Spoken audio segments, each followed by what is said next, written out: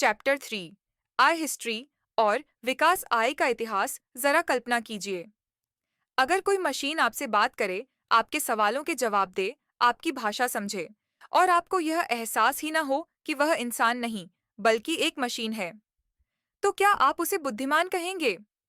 आज हम जिस आर्टिफिशियल इंटेलिजेंस को मोबाइल, इंटरनेट और मशीनों में देखते हैं, वह कोई नई या अचानक आई हुई तकनीक नहीं है। इसके पीछे छिपी है 70 साल से भी ज्यादा पुरानी एक लंबी, रोमांचक कहानी। भूमिका कृत्रिम बुद्धिमत्ता का इतिहास हमें यह समझने में मदद करता है कि यह विचार कहाँ से आया, क्यों कुछ समय एआई ने तेज रफ्तार पकड़ी और क्यों कुछ दौर ऐसे आए जब एआई लगभग रुक ही गई। तो चलिए एआई की इस ऐतिहासिक यात्रा की शुरुआत करते हैं। प्रारंभिक विचार और ट्यूरिंग टेस्ट। एआई का विचार कंप्यूटर के बनने से भी पहले मौजूद था। 1940 और 1950 के दशक में वैज्ञानिक एक बड़ा सवाल पूछ रहे थे, क्या मशीनें सोच सकती हैं? 1950 में महान वैज्ञानिक एलन ट्यूरिंग ने दुनिया से एक ऐतिहासिक सवाल पूछा, कैन मशीन्स थिंक? उन्होंने ट्यूरिंग टेस्ट का विचार दिया। अगर कोई मशीन इंसान की तरह बातचीत कर सके और सामने वाला व्यक्ति यह पहचान ही न पाए कि वह मशीन है, तो उस मशीन को बुद्धिमान माना जाएगा। यही था एआई के इतिहास का पहला बड़ा मोड़।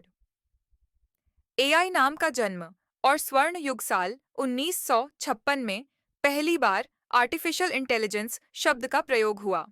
वैज्ञानिकों को विश्वास था कि मानव बुद्धि को मशीनों में डाला जा सकता है। इसके बाद शुरू हुआ एआई का स्वर्ण युग। इस समय चेस खेलने वाले प्रोग्राम बने, गणितीय समस्याएं हल होने लगीं, एक्सपर्ट सिस्टम्स का विचार आया। लोगों 1956 में पहली बार आर्टिफिशियल इंटेलिजेंस शब्द का प्रयोग हुआ। वैज्ञानिकों को विश्वास था कि मानव बुद्धि को मशीनों में डाला जा सकता है। इसके बाद शुरू हुआ एआई का स्वर्ण युग। इस समय चेस खेलने वाले प्रोग्राम बने, गणितीय समस्याएं हल होने लगीं, एक्सपर्ट सिस्टम्स का विचार आया। लोगों को लगा कुछ ही वर्षों में मशीनें इंसानों जैसी सोचने लगेंगी, लेकिन यह उम्मीदें हकीकत से कहीं आगे थीं। AI winter. जब एआई अपने वादे पूरे नहीं कर पाई, तो हालात बदल गए।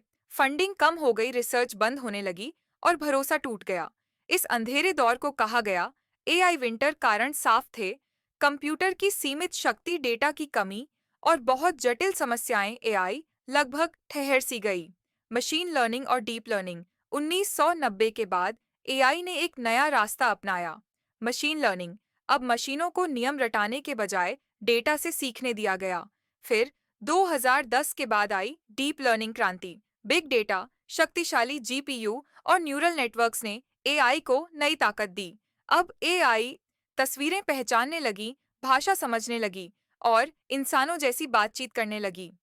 आज की एआई और समापन। आज एआई चिकित्सा, शिक्षा, उद्योग और हमारे मोबाइल तक पहुंच चुकी है।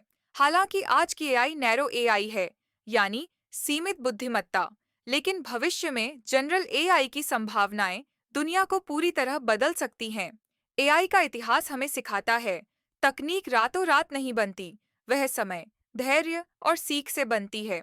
अगर आपको यह वीडियो उपयोगी लगा हो, तो लाइक जरूर करें और ऐसे ही ज्ञानवर्धक वीडियो के लिए चैनल को सब्सक्राइब करना ना भूलें।